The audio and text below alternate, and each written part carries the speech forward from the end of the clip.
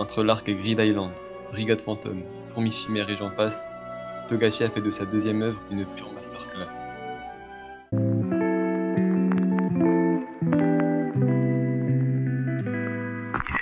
Salut à tous, ici Takai, j'espère que vous allez bien. Aujourd'hui, nouvelle vidéo sur l'anime Hunter x Hunter. Ensemble, on va essayer de voir quel est le meilleur arc de cet animé. Et avant de vous laisser sur la vidéo, vous pouvez toujours liker, vous abonner et mettre un commentaire. C'est gratuit et ça fait plaisir.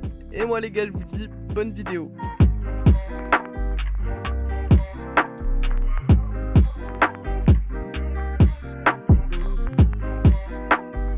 L'arc Zoldy dure 4 chapitres, du 39e au 40e du manga, et dans l'anime il commence à l'épisode 22 et finit au 26e. L'arc débute avec Gon, Leolio et Kurapika qui sont à la recherche de Killua suite à son soudain départ de l'examen Hunter. Personnellement, nous n'avons pas trop aimé cet arc parce qu'il est ennuyant même si on en apprend plus sur la famille Zoldyck. Ça reste tout de même un bon arc.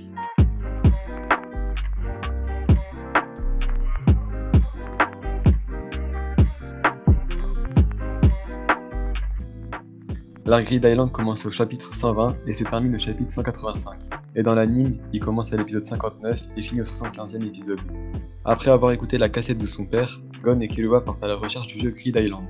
Ils trouvent un moyen d'y jouer en offrant leur service à un milliardaire qui achète tous les exemplaires existants du jeu. Ce jeu légendaire, jamais terminé, et a été créé par plusieurs Hunters Onen et particulièrement Jing Frix, le père de Gon.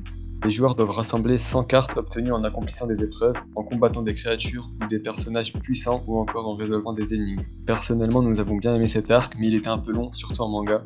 Mis à part ça, l'arc détient une bonne intrigue et une bonne narration.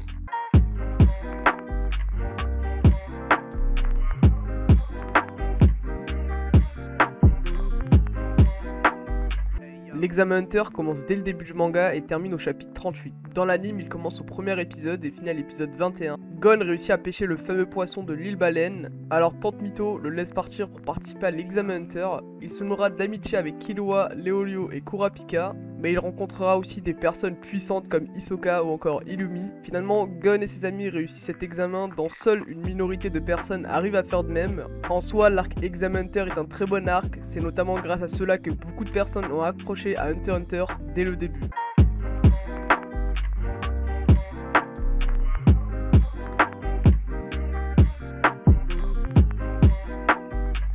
A la troisième place, nous retrouvons l'arc de la Tour Céleste. Dans le manga, il commence au chapitre 44 et finit au 63e, et dans l'anime, il commence à l'épisode 27 et finit au 36e.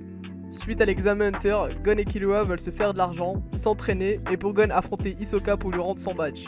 Ils décident donc de se rendre à la Tour Céleste. C'est à cet endroit qu'ils apprendront le Nen grâce à Zuchi et Wing. Grâce au combat Hisoka contre Gon que tout le monde attendait, cet arc se hisse à la troisième place.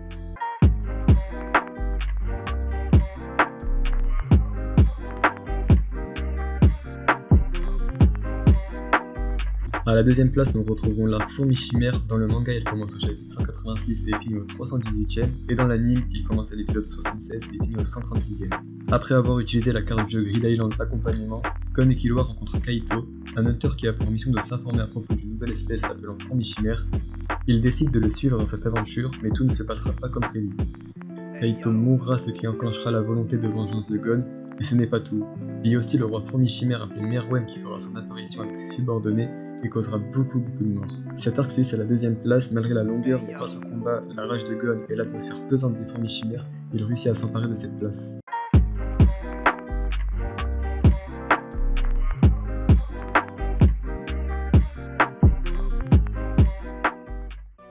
Et en première position, nous retrouvons l'arc Brigade Fantôme. Dans le manga, commence au chapitre 64 et finit au 119e, et dans l'anime, il commence à l'épisode 37 et finit au 58e.